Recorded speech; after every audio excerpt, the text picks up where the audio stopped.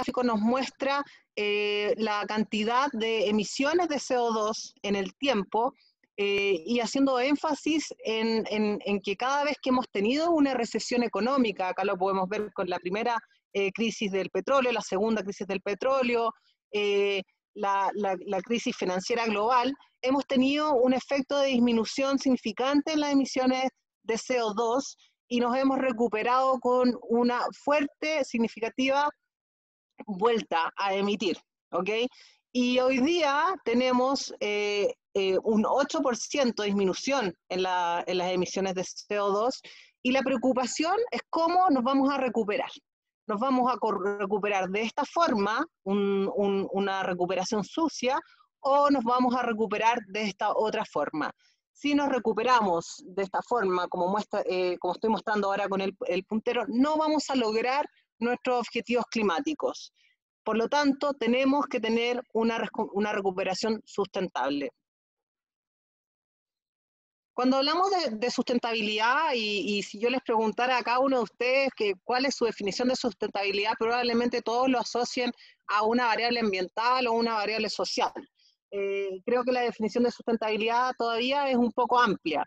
Afortunadamente, la ONU desarrolló una agenda del 2030 y definió concretamente 17 objetivos de desarrollo sustentable en lo que es la agenda 2030. Dentro de esos 17 objetivos, hay 8, y bueno, acá menciono 7, que tienen todo que ver con la trazabilidad del mineral. El más importante es el objetivo número 12, ¿okay? Que tiene que ver con los métodos de producción y consumo sustentable, responsable, ¿okay? Y me gustaría mencionar también el objetivo número 6, en referencia a la huella de agua, el objetivo número 7, en referencia a la infraestructura energética, energía limpia y acceso a la energía, el objetivo número 8, que tiene que ver con la creación de empleos, el número 9, en referencia a los avances tecnológicos e infraestructura, el 13, en referencia al cambio climático, y el objetivo número 15, en referencia a la vida terrestre. Destaco el objetivo 7 y el 12, que es el scope de la presentación hoy día, que tiene que ver con la minería y la energía renovable. Cuando yo quiero hablar de minería y energía renovable, tengo 3 pilares que me gustaría mencionar. El primero es la eficiencia energética, el segundo, el transporte y la electromovilidad, y el tercero, la contratación de suministro limpio. Nos vamos a enfocar en esta presentación, y dado que la invitación proveniente de una empresa de generación de geotermia, en este tercer pilar, que es la contratación de suministro limpio. La contratación de suministro limpio, o los llamados conocidos PPAs, Power Purchase Agreement, son contratos de largo plazo entre consumidores electrointensivos o clientes libres y generadores de energía renovable.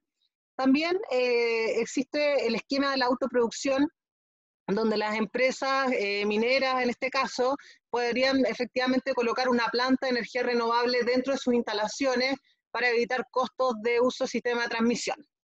Y también existe la comercialización, que es algo muy usual acá en Brasil, ya que existe desde 1995, donde hay un gestor de energía velando por esta compra de energía renovable a más corto plazo, incluso swaps o intrahorarios. En esta lámina, y bueno, las próximas 3 láminas, quiero mostrar un efecto, digamos, a nivel de región, que la contratación de energía renovable ha sido un estándar.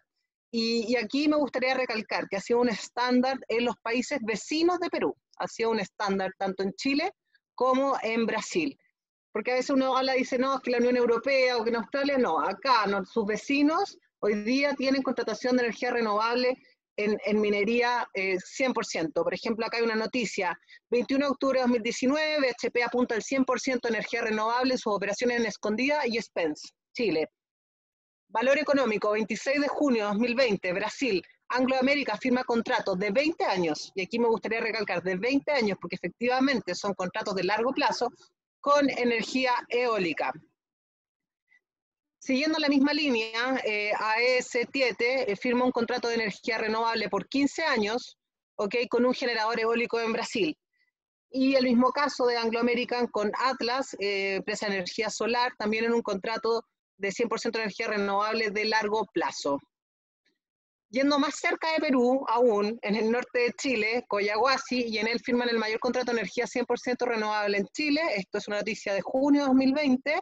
Y recientemente, agosto de 2020, Minera Zaldívar anuncia su primer mes operando con 100% de energías renovables. Esto significa que la minería tiende, y es un estándar en tanto en Brasil como en Chile, a tener contratos de suministro de energía 100% limpia.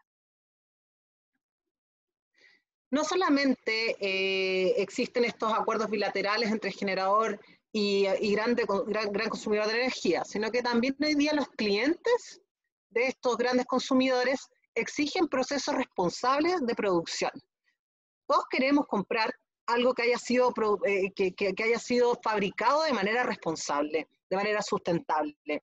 Y hoy día tenemos dos grandes ejemplos, y bueno, hay más, pero coloqué estos dos que son más conocidos, de Nexan, que es un fabricante de conductor eléctrico, y la BMW, que es muy conocida, que también tiene políticas de sustentabilidad de alto nivel, y que efectivamente ambas empresas tienen memorándum de entendimiento con Codelco en orden de tener un cobre más limpio, más sustentable y disminuir su huella de carbono en toda su cadena de valor de sus productos.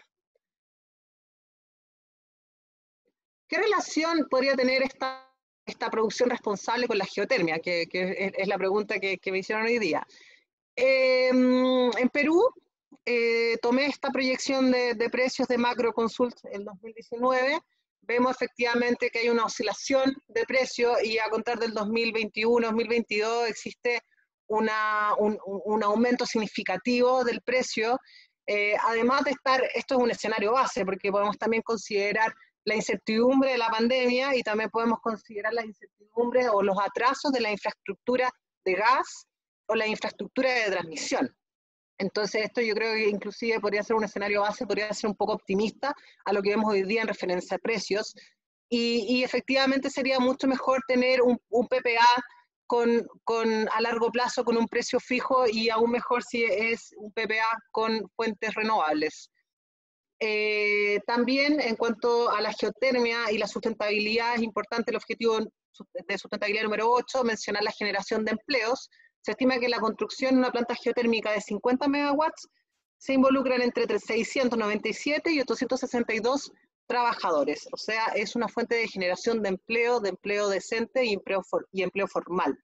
Y no solamente en la fase de construcción, sino que también en la fase de desarrollo, donde se hacen los drillings, etcétera, y en la fase de operación, que son empleos de largo plazo.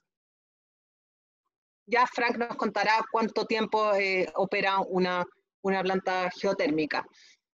En referencia a los beneficios ambientales, sociales, y algo importante hoy día en la minería, sobre todo después de tanto desastre que ha existido, es la reputación corporativa.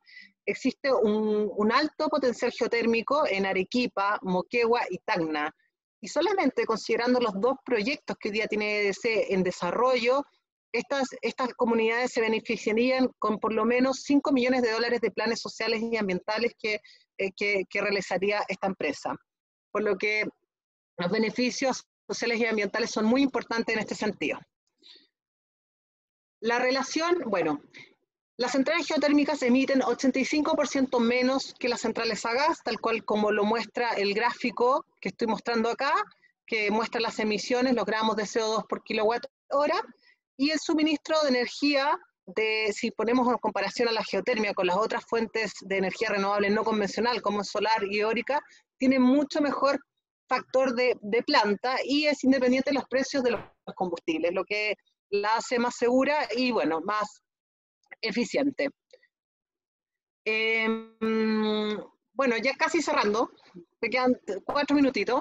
Me gustaría mencionar el Copper Mark, que es una certificación de producción responsable del cobre, que es una certificación que va muy alineada con los objetivos de la Bolsa de Metales de Londres, ¿okay? En cuanto a sustentabilidad, y que la primera empresa en certificarse, digamos, como minera fue Río Tinto con su operación en Kennecott. Y además que Google y Ford hacen parte como miembros de esta plataforma, y sería muy bueno que las empresas de minería, tengo absoluta seguridad que en Perú existen algunas empresas que ya están postulando al Copper Mark y es una muy buena práctica. Como conclusiones, me gustaría mencionar algunos puntos. Existe una fuerte preocupación por parte de la Bolsa de Metales de Londres y de todos sus stakeholders de ser y actuar de manera responsable. Esta preocupación se intensifica en el periodo de pandemia. La propuesta de la Bolsa de Metales de Londres en discusión es una plataforma de intercambio spot en línea para el caso de aluminio que entraría a operar el 2021, un blockchain. Los PPAs de la minería con generadores renovables son un estándar en el mercado de nuestra región. Los consumidores de cobre y otros minerales están fuertemente comprometidos con la sustentabilidad. Todos queremos comprar un producto fabricado de manera responsable. El suministro de energía renovable, además de ayudar a la huella de carbono, proporciona reputación corporativa, productividad, generación de empleos decentes y de largo plazo a precios competitivos. Después de las licitaciones para clientes regulados, el principal driver para el desarrollo de energías renovables son los PPAs con clientes libres. Y el último punto, además de contar con suministro de energía renovable, se sugiere revisar certificaciones como, por ejemplo, Copper Mark. Antes de terminar, y corresponde los agradecimientos para Remio, para el doctor Arnoldus y para mi colega Javier Villena Lechuga de Solar Móvil, quienes me han proporcionado información importante para el desarrollo de esta presentación. Y con esto he terminado.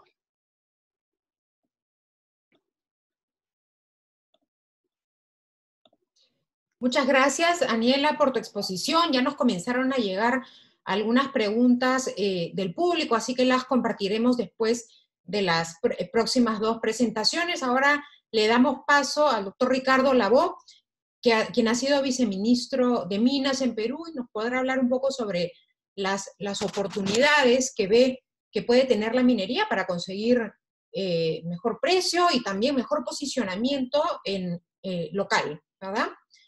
Adelante, señor Lavó, puede compartir su pantalla, por favor.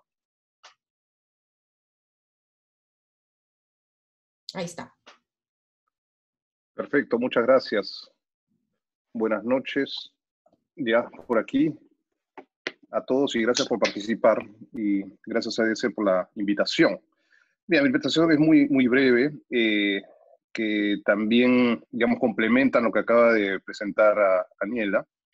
Y lo primero es que tenemos que tener en cuenta que el sector minero es el mayor consumidor de energía eléctrica en el Perú. Incluso aquí mostramos, bueno, 3 meses, y en el momento en donde estábamos en el mayor punto de la cuarentena debido a la pandemia que vivimos, y a pesar de eso vemos que la minería seguía siendo el sector con mayor consumo de energía eléctrica comparado con los otros sectores, ¿no? Alrededor, por sí solo, la minería consume alrededor del 30-35% de toda la generación eléctrica.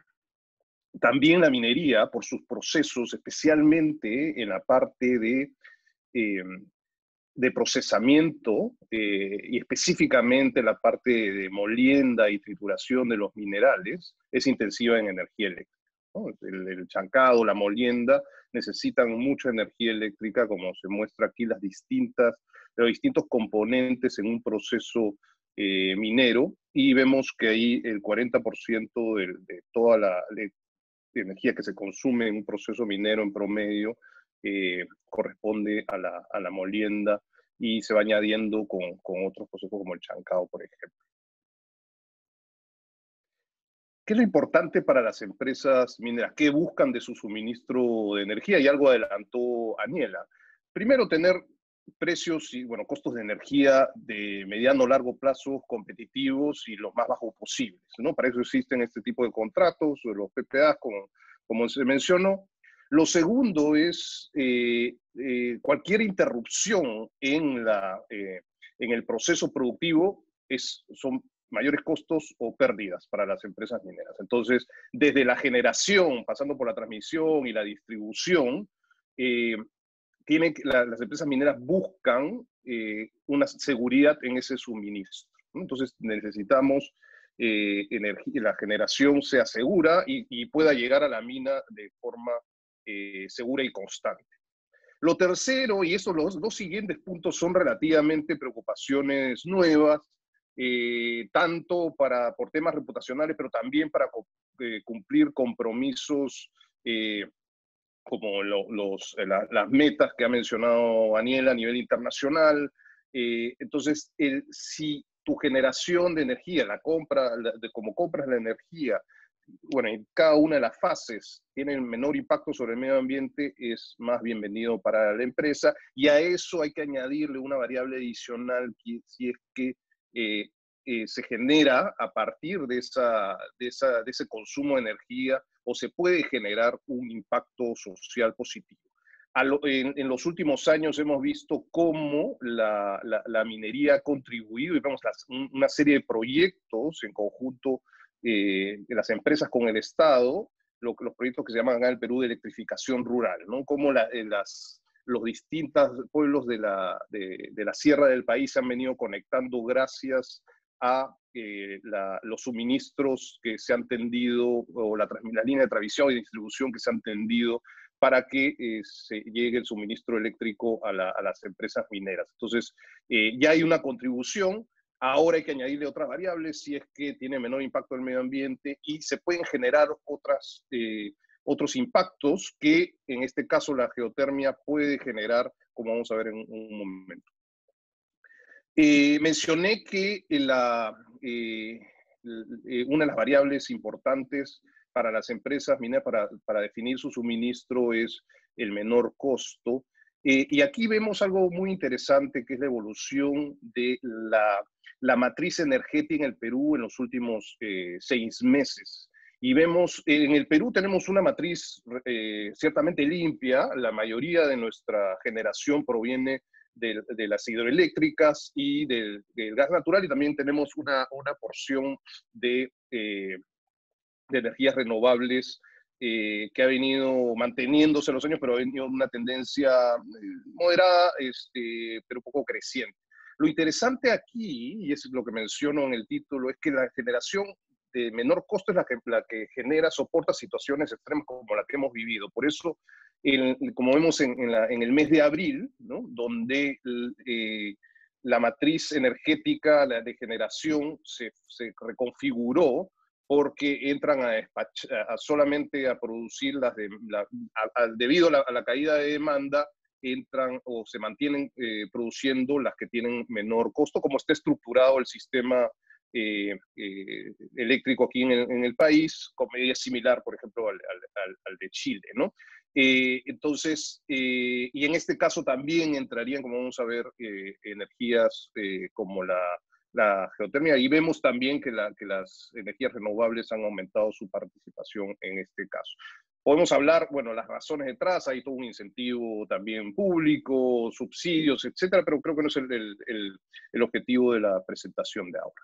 Lo otro importante, y también lo mostró Daniel en un gráfico, son unas proyecciones de 30 años de precios, que poco difícil estimar.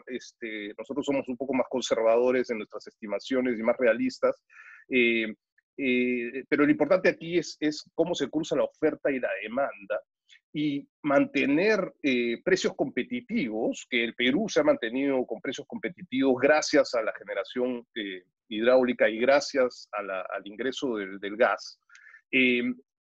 Introducir más generación a menor costo ayuda a mantener esta competitividad, ¿no? Por ejemplo, ¿no? Lo que vemos en este gráfico, son las columnas indican, o las barras, perdón, indican la generación, y la línea indica la demanda. Entonces, donde se cruza, digamos, la generación menos eficiente, más costosa, comienza a ser carbón y diésel y residuales. Y también, coincidentemente, tienen mayor impacto sobre el medio ambiente. Entonces, mientras más suban, digamos, las barras azules, digamos, rosados o color salmón, y esta gris, vamos a hacer que la generación de energía, debido a la creciente demanda, se mantenga a un nivel con costos menores, y también energías con menor impacto. Y esto seguramente Franklin entrará en mucho más detalle, pero para darles, digamos, una indicación, ¿no? Los costos de generación geotérmica, si bien el costo de capital inicial es tal vez mayor en otros casos comparados con otras energías renovables, ya el costo de operación y mantenimiento sí es más competitivo comparado con otras fuentes de generación, ¿no? Acá no voy a entrar en detalle, pero es para darles un pantallazo y que cumple con una de las condiciones que buscan justamente las empresas mineras. Lo otro interesante es que, bueno, el Perú, o sea, somos bendecidos por la naturaleza, por tener recursos minerales, pero también estamos en estos cinturones donde hay fuentes geotérmicas. Y justamente, digamos, si hacemos una superposición entre estos dos mapas, vemos que muchas de las fuentes posibles de generación geotérmica coinciden o están muy cercanas también a proyectos mineros, ¿no? Lo cual, digamos, en el Perú, dado que tenemos un sistema interconectado a nivel nacional, dejaría de ser relevante, pero ahora también se está motivando mucho más la autogeneración, pero también a la vez es importante este tipo de generaciones porque permite también efectos colaterales positivos hacia las comunidades, sobre todo en zonas muy, muy frías, ¿no? Entonces, esa es también otra de las bondades que podemos ver de la geotermia, ¿no? Algunos pros y contras sobre el desarrollo geotérmico y comparado con otras redes también, a diferencia pues, de la luz, de la energía solar y la eólica, la geotermia es más constante, ¿no? Entonces, por la luz depende, bueno, de noche no se puede generar, aún el desarrollo de baterías todavía no se ha finalizado para poder almacenar, y también, y lo mismo con el viento, o sea, dependemos de si sopla el viento o no. En el caso de geotermia, ese no sería el caso, y también es fuente de calor, como mencioné anteriormente, ¿no?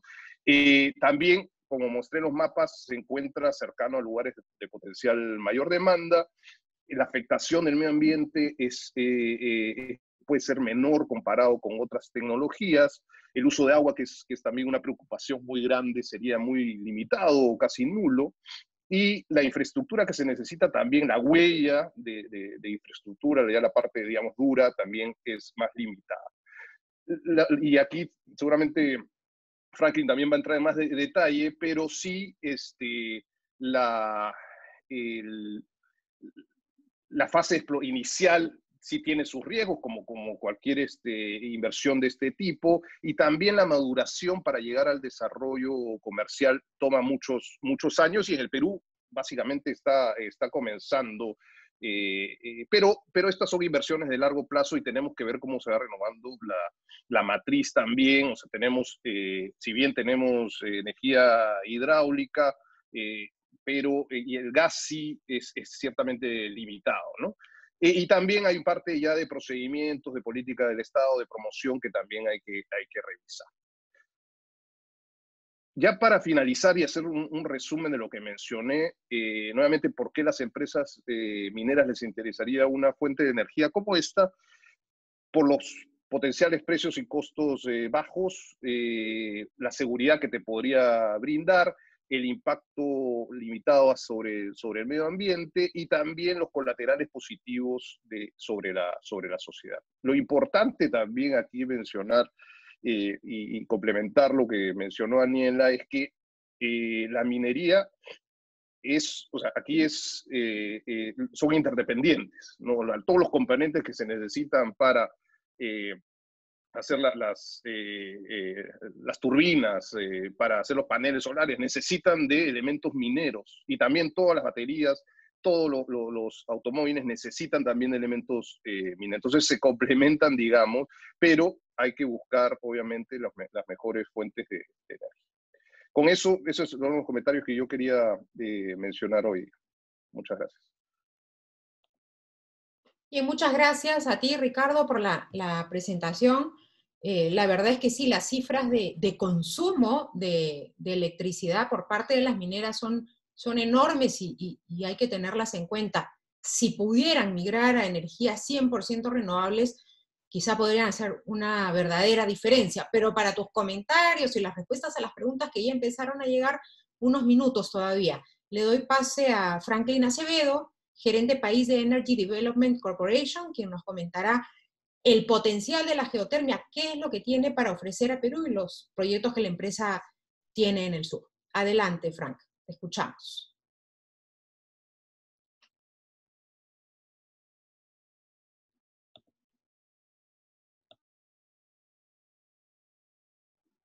Estás en mute.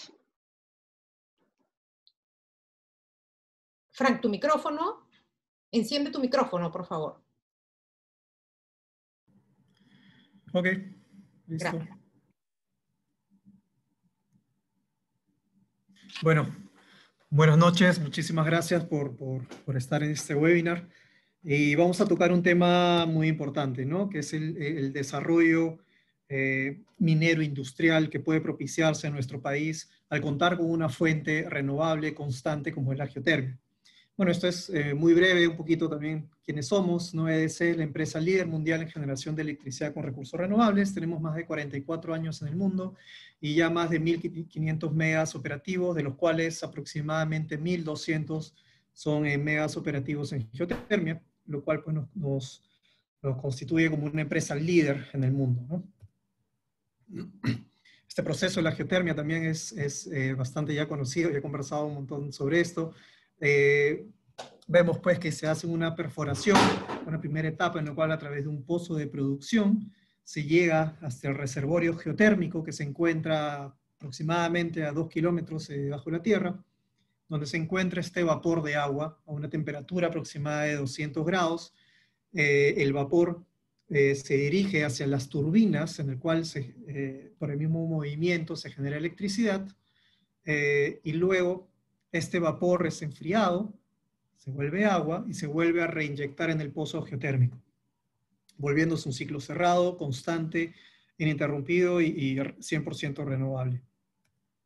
Ahora, un tema que me gustaría conversar específicamente, dado el tema de discusión el día de hoy, es un poco la evolución del sector eléctrico, ¿no? Vamos a ver cómo desde 2008 hasta el 2018 ha habido pues un incremento, un cambio en nuestra matriz energética. Ha habido una inversión sumamente importante, ¿no? Hemos pasado de 6.000 millones a unos 25.000 millones de dólares en inversión privada principalmente. La producción de la energía también se ha incrementado, se ha prácticamente duplicado. La capacidad instalada del CEIN también, hemos pasado de cerca de 5.300 megas a unos 13.000 megas aproximadamente. Y también en lo que es el reforzamiento de nuestro sistema a través de líneas de transmisión, ¿no? Vemos que en el 2008 teníamos pues cerca de unos 8.600 kilómetros, ahora tenemos unos 20.000, ¿no? Más del doble. Entonces había una evolución, había un cambio, una inversión en nuestro sistema eléctrico que en principio nos haría pensar pues que no hay, que no hay una necesidad pues de seguir realizando una inversión, que el sistema ya es autosuficiente, como algunas veces lo hemos podido leer en algunos diarios, lo cual no es del todo adecuado o correcto. Las regiones del sur siguen dependiendo del diésel para abastecerse de energía. O sea, lo vemos. En este cuadro podemos ver que existe pues una demanda o la capacidad total de energía es de cerca de 12.500 megas aproximadamente, cuando el consumo mayor podría ser a los 6.800, 7.000, ¿no? Lo cual haría pensar pues que existe unos 5.000 megas aproximadamente de oversupply, ¿cierto? O sobrecapacidad de energía, como se quiere decir. Sin embargo, lo que no te comentan es pues que existe un alto porcentaje de esta energía o esta capacidad es en base a diésel. Y principalmente en el sur. Vemos cómo en el sur el diésel tiene más de 1.800 megas operativos, lo cual, si es que nosotros eliminamos o sacamos de la ecuación esta capacidad ineficiente, podemos ver que existe un déficit en la zona sur, en las regiones del sur, de más de 1.000 megas.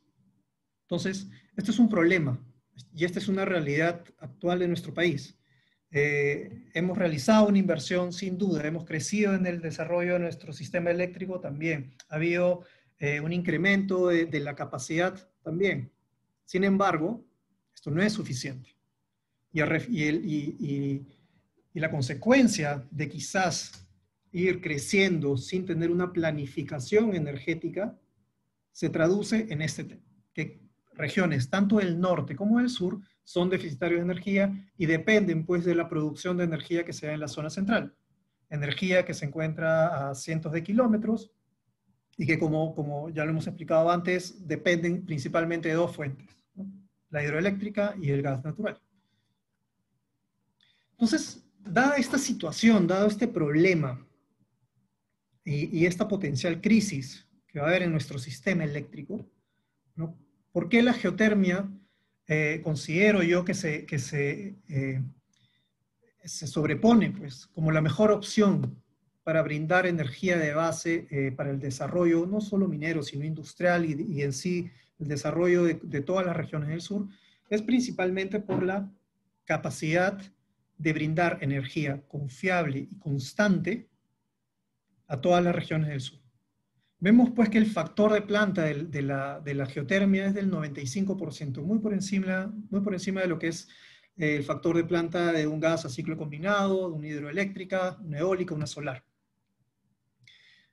¿Cómo se traduce esto? La geotermia, con esos 95% de factor de planta, con 100 megas, te produce pues más de 832.000 megavatios hora al año, ¿no? Y si lo comparamos con 100 megas de solar, 100 megas de eólico, y etcétera, etcétera, podemos ver pues, que existe una mayor capacidad, una mayor eficiencia en la generación de energía con esta inversión. Ahora, sin duda, un factor importante va a ser el tema del precio, ¿no? El tema del precio va a ser determinante pues, para que las industrias y la minería apoyen o se sostengan pues, de esta nueva tecnología que puede darse en nuestro país. Ahora, pero para analizar este tema tenemos que poner las cosas en contexto, ¿no? Primero, tenemos una crisis energética, tenemos una deficiencia, una falta de energía de base en el sur que tiene que ser cubierta, tiene que ser solucionada. Las fuentes actuales para poder brindar de una u otra manera esa energía de base, puede ser la termosolar, debido a la gran radiación que existe en la zona sur. Es una fuente sin duda importante, que amerita ser estudiada, pero al día de hoy es más cara que la geotermia. Y a diferencia de la geotermia, no opera 24/7. Son los paneles solares que calientan esta batería y esta batería se prende en la noche, ¿no? Cuando hay mayor estrés o mayor necesidad de consumo de energía durante la noche. Entonces, pero no es que esté brindando energía constante durante todo el día. Ahora, el tema de las termoeléctricas en base a diésel. Sabemos que son caras, sabemos que son sumamente contaminantes y sin duda pues no es una opción que cualquier país con objetivos internacionales claros de reducción de CO2 puede optar. Entonces, la geotermia ejerce pues aquí como una de las mejores opciones para poder brindar energía de base al sur. Sin duda, los primeros costos iniciales de la geotermia, introducir esta nueva tecnología al país, puede tener un costo que esté por encima del valor de mercado. Pero la realidad es que luego este costo va a reducirse. Podemos ver pues que los dos proyectos que tenemos, por ejemplo, EDC, aquí en el país, proyecto en Arequipa, proyecto Chumani, y Keio Apacheta en Moquegua, ambos una primera etapa inicial de 100 megas que significan pues una inversión de más de 1.800 millones de soles, van a poder entrar al país a través de este proceso de licitaciones, de subastas RER, ¿no? Sin embargo, el potencial de estos reservorios es mucho mayor. El potencial, siendo sumamente conservadores, de Chumani es de aproximadamente 350 megas, y el potencial de Keio Apacheta son de 250 megas. La expansión, luego de esos 100 primeros megas, es decir, luego de haber asumido ese costo inicial, ¿no? Con esos riesgos, con la infraestructura, con el tendido de los caminos, etcétera, solo hace pues que los precios se vayan reduciendo. Y sin duda, Y en el caso de EDC consideramos que la geotermia, al ser una fuente de base renovable, en el cual quizás, qué sé yo,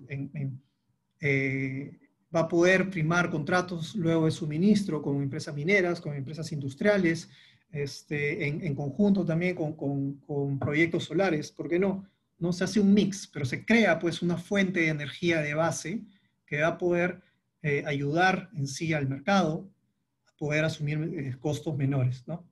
Ahora, y esto creo que es importante recalcar, en el caso de EDC, la visión y la misión de la empresa siempre es el que el desarrollo de nuestros proyectos, tanto en la región como en Arequipa, en Moquegua, signifique pues un impacto en la población, un impacto en las comunidades.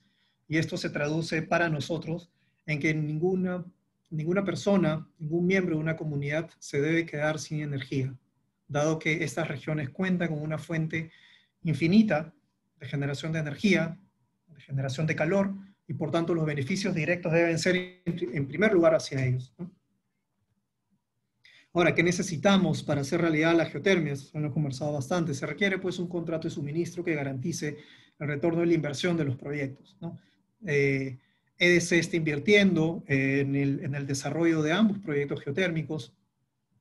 Estamos avanzando ya con el estudio de impacto ambiental de Achumani. La idea es empezar el estudio de impacto ambiental de Quillota el siguiente año. Luego de culminar esta etapa del estudio de impacto ambiental, vamos a pasar a la etapa de perforación, pero para ello necesitamos pues, contar con un contrato de suministro que nos permita, o que nos garantice que va a haber un retorno de la inversión. Principalmente es esto, ¿no? El riesgo, la inversión que está apostando EDC por el país es sin duda, en este tiempo aún más, creo yo que significa una importante manera de atraer inversión limpia, de generar empleos y sobre todo, ¿no?, de solucionar un problema que tenemos hace muchos, pero muchos años en las regiones del sur. Una falta de energía constante y una falta de energía local. Muchas gracias. Muchas gracias, Frank, por la presentación. Ahora vamos a pasar a la rueda de preguntas que ya comenzaron a llegar. La primera es para Aniela y viene de parte de José Román. Nos dice, muy buen alcance sobre las energías renovables y operaciones mineras. Se mencionó varios contratos ya firmados, inclusive operaciones al 100% con suministro de renovables. Para el caso de la experiencia latinoamericana, ¿el Estado intervino con algún beneficio fiscal, tributario u otros para que las operadoras mineras cambien hacia este tipo de consumo? Ok, muchas gracias por la pregunta. También vi en el Q&A otra pregunta de Jorge Santiago relacionada a lo mismo y otra pregunta de José Palmer relacionada también a los PPA, a la modulación, así que voy a tratar de responder las tres en una sola respuesta. En referencia a la primera, efectivamente, el principal driver, como lo mencioné en la presentación, para la penetración de energías renovables han sido las licitaciones de suministro para clientes regulados. Entonces, y esas licitaciones han participado todas las fuentes y han sido competitivas y han ganado las licitaciones. Hay casos, como por ejemplo en Brasil, donde han habido incentivos como el subsidio de Proinfa, y hasta el día de hoy existe un descuento de 50% en el uso del sistema de transmisión para fuentes alternativas. Esto es eólica, solar y biomasa en caso de Brasil, donde tenemos 15 gigawatts de energía eólica, 14 gigawatts de biomasa y alrededor de 3 gigawatts de energía solar. Y esto sin contar las políticas públicas que han existido en Brasil en referencia a la generación distribuida. En Brasil hoy día existen más de 3 gigawatts de proyectos de generación distribuida, y eso gracias a la resolución normativa 482, que en el fondo motiva e incentiva estos proyectos de energía renovable. Ahora, en referencia al caso de Perú, no he visto, y creo que Perú se ha quedado un poco atrás en el tema de los drivers en relación a las energías, a la penetración de energías renovables, porque efectivamente compite mucho con el gas, y hay una gran infraestructura de gas y un bajo precio de energía en Perú, por lo que no ha sido el caso de Perú, y tampoco han habido políticas públicas ni de corto plazo ni de largo plazo favoreciendo las fuentes de energía renovable. Y por eso yo mencionaba en la presentación que hoy día los principales drivers, si en el pasado fueron las licitaciones para clientes regulados, hoy día el principal driver son los clientes libres. Y hoy día lo que más se ve es contrato de comercialización y contratos PPA con clientes libres. Y respondiendo a la pregunta de José Palma en referencia, que es una muy buena pregunta, en referencia a los contratos, los PPA, si es posible que sean 100% renovables cuando son contratos financieros y no son contratos físicos. O sea, en el fondo tú tienes por un lado el despacho económico de carga y por otro lado tienes la contabilidad o las transferencias contables de energía. Entonces, todos los contratos PPA tienen ciertos riesgos, y uno de esos riesgos es la modulación, ¿okay?, del PPA y la estacionalidad del PPA. Por ejemplo, si tu PPA es con una central hidroeléctrica, ¿ok?, y tú tienes 100% de energía renovable, tú no puedes asegurar que vas a generar la misma energía hidroeléctrica en verano que en invierno, porque obviamente cuando llueve más vas a tener mayor producción de generación hidroeléctrica que cuando no llueve menos, y es con la eólica en Brasil es complementario. O sea, cuando tienes baja producción hidroeléctrica tienes alta producción eólica, y cuando tienes alta producción hidroeléctrica tienes baja producción eólica. Entonces lo que existe es algo que se llama modulación del PPA, que es un riesgo que lo puede tomar tanto el generador como el consumidor, como el comercializador de energía, pero efectivamente es un riesgo al despacho o a las condiciones del sistema, que es lo que manda. O sea, la seguridad y la confiabilidad del sistema eléctrico es lo primero. Muy bien, muchas gracias, Daniela. Yo tengo dos preguntas en una para Ricardo Labó. Tanto Víctor Vargas como José Palma nos preguntan si el señor Labó cree que las empresas mineras apostarían por energía RER, si ve que el sector minero podría firmar PPAs, si lo harían a 10 o 15 años. ¿Qué faltaría para que las mineras comiencen a firmar este tipo de contratos en Perú con productores de energías renovables? Perfecto, gracias. Bueno, ya hay suministro de energía a través de esas fuentes, o sea, existiendo, sin embargo, no al 100%, porque tiene que cumplir por lo menos las 4 condiciones que mencioné, ¿no? O sea, el precio, su seguridad, y también los impactos medioambientales y sociales, ¿no? Entonces, no se cumple totalmente. Entonces, las empresas yo creo que están adelantándose, uno por un lado por tener fuentes cercanas a sus operaciones, y otro por otro lado también para cumplir ciertos objetivos también de responsabilidad y hasta reputacionales. Creo que se ha comenzado por ahí, pero todavía el tema de seguridad, aún, como mencionó Franklin, ¿no?, la disponibilidad 24 horas de muchas de esas fuentes de energía no es posible hasta que se generen pues las formas de almacenamiento baratas, ¿no?, que aún no existen. Con respecto a, a la firma de contratos a largo plazo, yo creo que esa pregunta es más para los generadores, ¿no? Son los que ellos ofrecen los contratos, y si uno ve los contratos firmados en los últimos meses y años, tal vez no vayan más de 5 años, ¿no? Y es más por las ofertas que hacen los generadores, más que lo que demandan las empresas mineras. Claro, para una empresa minera, fijar el precio a toda su vida útil sería, tal vez, o sea, buscan seguridad, y yo he visto empresas que quisieran o sea, que las empresas mineras están acostumbradas a la variabilidad de sus ingresos porque son tomadores de precios minerales. Una vez que eres una operación, lo que tienes que hacer es reducir al máximo tu costo, ¿no? El costo por desarrollos tecnológicos, costos de energía, que es un porcentaje importante, ¿no?, y otros costos. Y las empresas tienden buscan fijar sus precios y olvidarse, ¿no?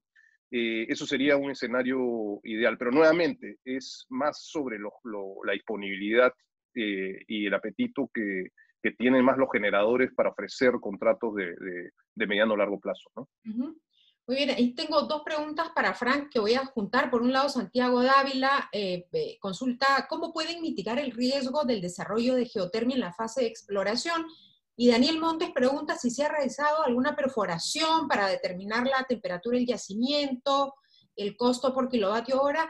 Y consulta también que ha leído en el diario Gestión que se retiran del Perú, si hay alguna razón para esto. Frank, adelante. A ver, primero por el tema de la fase de exploración, la reducción de los riesgos normalmente se hacen a través de la perforación de estos slim holes, que lo llaman, que son pozos de menor diámetro, que normalmente se hacen, son unos pozos confirmatorios para realizar unos estudios,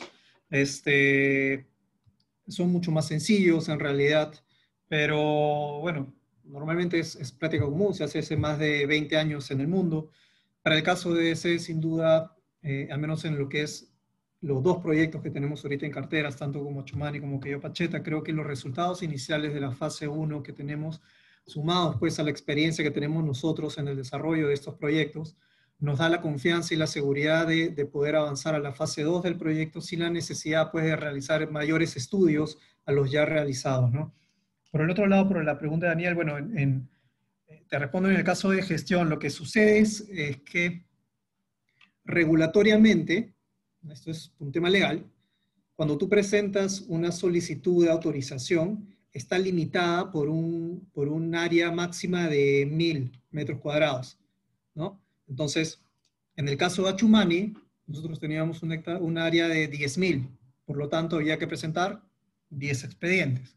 Ahora que estamos pasando a la siguiente fase, que es el tema del estudio de impacto ambiental, bueno, estamos reduciendo en realidad el área de estudio al área de influencia en sí del proyecto, ¿no? Dejando de lado aquellos expedientes o aquella área en la cual no necesitamos realizar mayores estudios. Y eso es lo que hemos hecho, ¿no? Solo que, como te digo, por un tema normativo y legal, pues hay una renuncia, ¿no?, de un expediente cuando en realidad es solamente un espacio del mismo, ¿no? No existe una acumulación. Y ese es un tema importante que hay que conversar, que lo mencionó Ricardo, ¿no?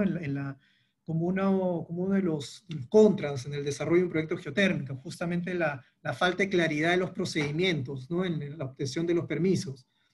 Hay una eficiencia normativa que se traduce en estas cosas, ¿no? En que tienes que presentar 10 expedientes para un mismo proyecto o que tienes que, y cada uno con su carta fianza, ¿no? Entonces, creo que se necesita pues un trabajo de coordinación con el Ministerio de Energía y Minas para poder aclarar un poco las reglas de juego, con lo cual al final los beneficiados va a ser el país, porque esto significa traer mayor inversión, ¿no? Okay, entonces no es que se retiran, sino que están ajustando el área de trabajo. No.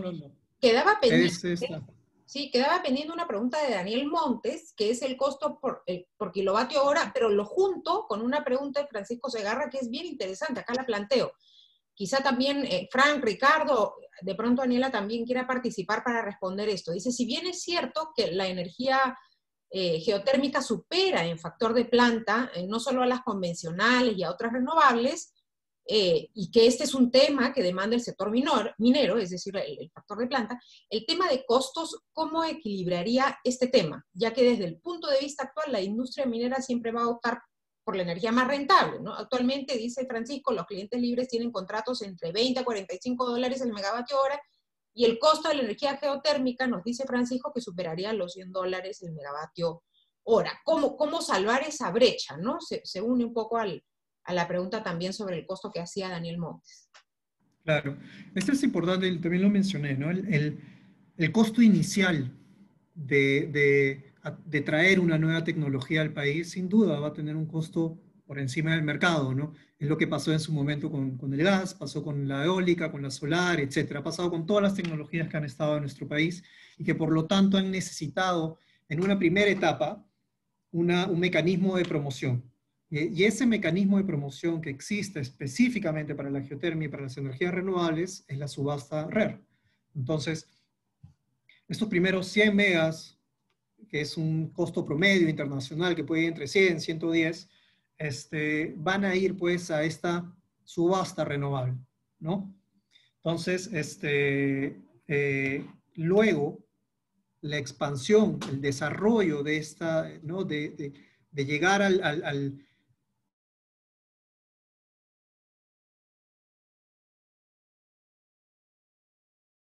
200, es decir, los 300 megas adicionales, la expansión del mismo va a ser a costo de mercado, con lo cual EDC va a poder competir en el mercado, poder buscar también, como cualquier otro generador, un PPA, ¿no? Entonces es un costo de oportunidad, un costo de introducción al mercado, como lo fue para las otras tecnologías, que también va a ser un costo igual para la geotermia, ¿no? Hasta que madure y pueda seguir desarrollándose sin necesidad, pues, de estos costos adicionales, ¿no? O de estos mecanismos de promoción.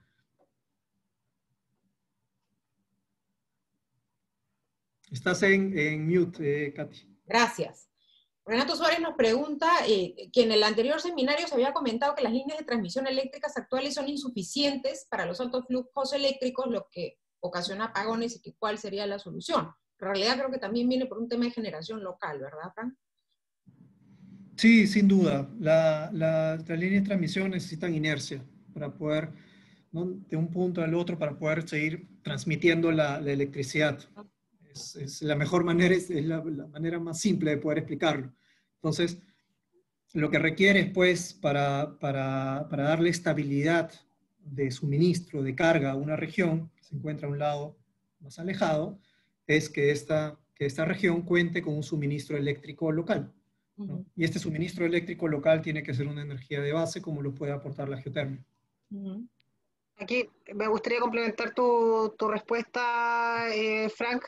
Creo que en nuestra región en general hemos visto, y perdón la palabra informal, hemos visto la transmisión como el hermano pobre de la generación. O sea, los planes de expansión de transmisión siempre son restringidos a las centrales que están declaradas en construcción o a la expansión en generación. O sea, no es protagonista la transmisión y sí lo es la generación. Entonces, ¿qué es lo que está pasando? Está pasando que están empezando a existir los excedentes de energía renovable. Por ejemplo, aquí en Brasil, hace muy poco tiempo, se abrió una consulta pública que dice, ok, vamos a hacer una exportación de excedentes de energía renovable porque resulta que tenemos vertimiento de hidroelectricidad y tenemos vertimiento de energía solar y energía eólica en ciertos momentos del día. Entonces, esos excedentes los vamos a vender a Argentina o a Uruguay, donde ya hay infraestructura existente. Entonces, ahí llega una pregunta súper buena, que es como, ¿cómo tú defines un excedente de energía renovable? O un excedente de energía, porque al final las restricciones de inflexibilidad siempre son dadas por centrales térmicas inflexibles y por gas inflexible, lo que al final genera una cierta distorsión en el costo marginal de la energía. Entonces, si tú me preguntas cómo podemos evitar esos apagones, primeramente es considerando una planificación de largo plazo en transmisión y además considerando los planes de expansión de transmisión, todo la penetración de energía renovable que debería existir a largo plazo. A largo plazo me refiero a 30 años, 10 años. No tener planes de expansión en transmisión que sean reflejo de los próximos 4 o 5 años. Creo que eso no da tiempo de poder planificar la infraestructura adecuadamente. Ricardo, un poco para complementar las respuestas de Frank y Aniela, te sumo una pregunta también. Es súper importante que la minería consume pues el 30 o 35% de la producción de electricidad en el Perú. Esta contribución pues es vital, pero también genera una responsabilidad de parte de las empresas mineras de hacer un esfuerzo para que a través de su consumo y del consumo, del tipo de consumo que ellos eligen, promover el desarrollo de este tipo de energías, que a la larga pueden resultar, al inicio, su introducción puede ser un poco costosa, pero luego derivar en una serie de beneficios para ellos mismos, para toda la región sur y para todo el país. ¿Crees que hay una conciencia en el sector minero de la responsabilidad que esto implica?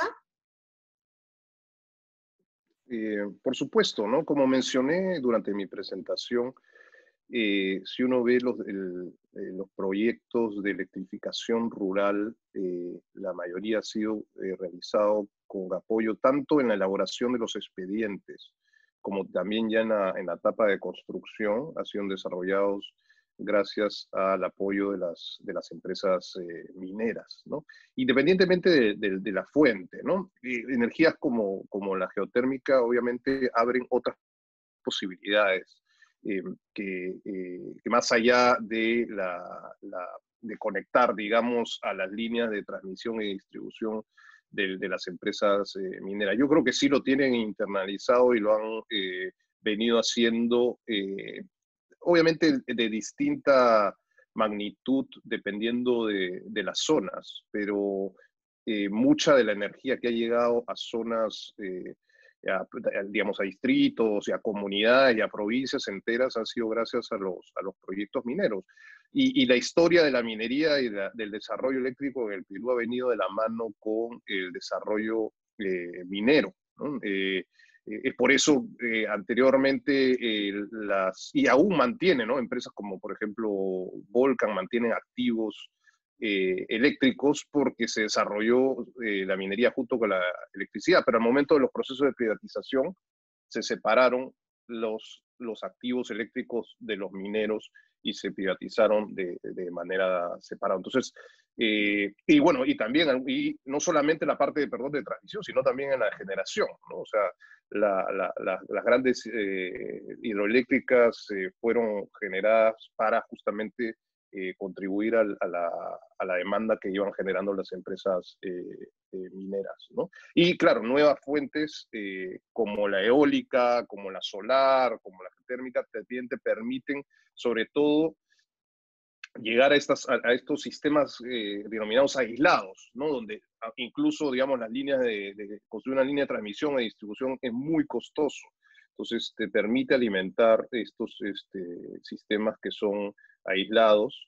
Y eso ya viene sucediendo. O sea, ya hay todo un programa del Ministerio de Energía y Minas. O sea, esa brecha que queda no sé, entre 15 y 10% de electrificación en todo el país es porque no puede llegar, digamos, las fuentes, la energía, la transmisión y distribución convencional. Entonces sí, hay todo un programa que ya está funcionando para proveer, más allá de las empresas mineras, para proveer de energía a estas localidades, ¿no? Claro, por eso es interesante, dado el alto nivel de consumo de las mineras, es interesante que éstas contribuyan con la generación de nuevas fuentes de energía renovable, porque esto arrastra también en beneficio de la población. Y justamente por la población nos pregunta César Peña, ¿cuál es la posición y expectativas de las comunidades con respecto a los proyectos que se han mencionado? Y si ya se ha realizado alguna sensibilización con las comunidades aledañas, Frank. Sí, para EDC es muy importante trabajar de la mano con las comunidades. Nosotros los vemos como nuestros aliados y por lo tanto estamos ya trabajando en las regiones desde hace más de 4 años. Las expectativas creemos que son muy buenas. Es un proyecto renovable, ¿no? Es un proyecto de generación de electricidad, entonces, cuyas ventajas adicionalmente al tema de la electricidad que son una fuente de calor. Por lo tanto, ha habido una muy buena recepción de las comunidades y yo creo que están también a la expectativa, al igual que nosotros, a la convocatoria de esta quinta subasta de REM, ¿no?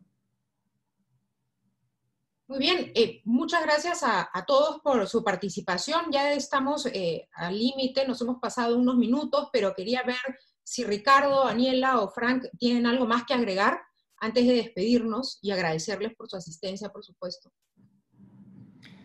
Primero me gustaría agradecer a Ricardo, a Aniela por el tiempo, por esta excelente conversación. Les agradecemos su tiempo y nada, esperamos tenerlos nuevamente por aquí. Y también obviamente a todos ustedes, los participantes, por acompañarnos. ¿Aniela? Muchas gracias, Frank. Muchas gracias por la invitación. Muy feliz de participar y poder contribuir aquí con mi visión en cuanto a las energías renovables y Latinoamérica y la importancia de la recuperación sustentable después de la pandemia. Ricardo. Sí, gracias a EDC, a Daniela, Franklin y a ti, Catherine, por la buena moderación. Creo que todos hemos aprendido algo hoy día y ciertamente esta fuente de energía, si bien, digamos, la tecnología es conocida, es antigua, ¿no? Tiene su gota de innovación también, porque es algo nuevo dentro de todo, ¿no? Para el país. Y sobre todo tiene, creo que estos efectos positivos colaterales que podrían ser aprovechados tanto para la promoción de los mismos proyectos, como para, ahí sí viene creo que la innovación, ya la parte de innovación social, ¿no? De cómo, de fuentes de calor, turismo, a partir de esto. Entonces, creo que hay otras modalidades, más allá de la energía en sí, es todos estos efectos, valor compartido, como ahora se le llama, que se puede generar, ¿no? Así que nuevamente muchas gracias por la invitación para compartir mi punto de vista. Muchas gracias, Ricardo, Aniela, Franklin, por su participación en este webinar, y a todos los asistentes también, gracias por estar aquí, por acompañarnos hasta el final y por enviarnos sus preguntas. Vamos a compartir con ustedes la presentación. La grabación del webinar también estará disponible en el canal de YouTube de EDC Perú a partir de mañana. Gracias a todos, y a través de redes sociales estaremos anunciando el próximo evento. Saludos. Muchas gracias. Hasta luego. Chao. Gracias.